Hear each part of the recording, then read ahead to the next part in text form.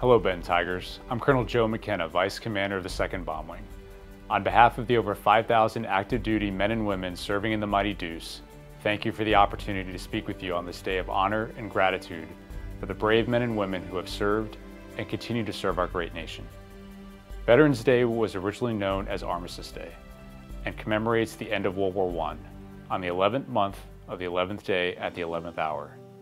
For many of our students, their only recollection of war is what they've been taught, told, or read in history books. Yet consider this. The 9/11 attacks occurred just over 20 years ago. Desert Storm was 30 years ago, and service members from that conflict are now joining our Vietnam, Korean, and World War II veterans in retirement. During World War II, 16 million Americans served in the deadliest conflict in recorded history. Against this bloody backdrop, we must never forget their example of heroism, bravery, and selflessness.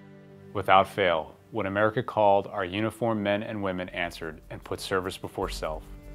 While some of our veterans volunteered for a career in uniform, others, like teachers, farmers, mechanics, lawyers, and citizens from all walks of life, put their livelihoods on hold and returned home when the crisis passed. Soldiers, sailors, airmen, guardians, Marines, and Coast Guardsmen, we are proud of all of them, indebted to their service, and honored by those who stand with us today. Their commitment to the mission and our nation's ideals is not forgotten. The Roman orator Cicero reminds us that the only excuse for war is that we may live in peace unharmed. And while war is one of the ugliest of human endeavors, the bravery and patriotism of the men and women who have stood in harm's way so that you and I may live in freedom is extraordinary. It is what our country was founded on, something we should never take for granted. These men and women serve for us, our families, our children, and our future generations. Today, we say thank you. Today, we remember their commitment and sacrifice. On this Veterans Day, we stand in tribute to those who have served and those who continue to serve our country. It is our obligation to keep their memory and legacy alive so that future generations may know the cost of liberty and the sacrifices made for our freedom.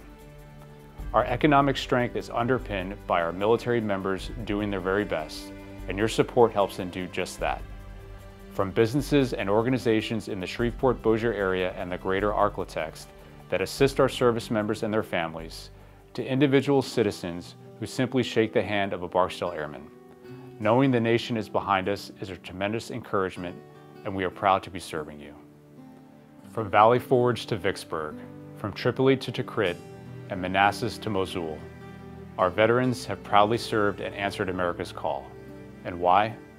Thomas Paine, one of our founding fathers, offers the following: "If there must be trouble, let it be in my day, that my children may have peace."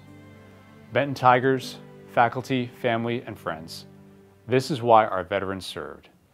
They fought, endured hardship, risked their lives, and in countless cases paid the ultimate price so that others would not have to. And for that, we are eternally grateful. In closing, I encourage you to reflect on November 11th, just as we do today at the 11th hour, to take a few minutes to remember those who have served so that we can continue to live in the greatest country on earth, the greatest hope for peace in the world, the United States of America.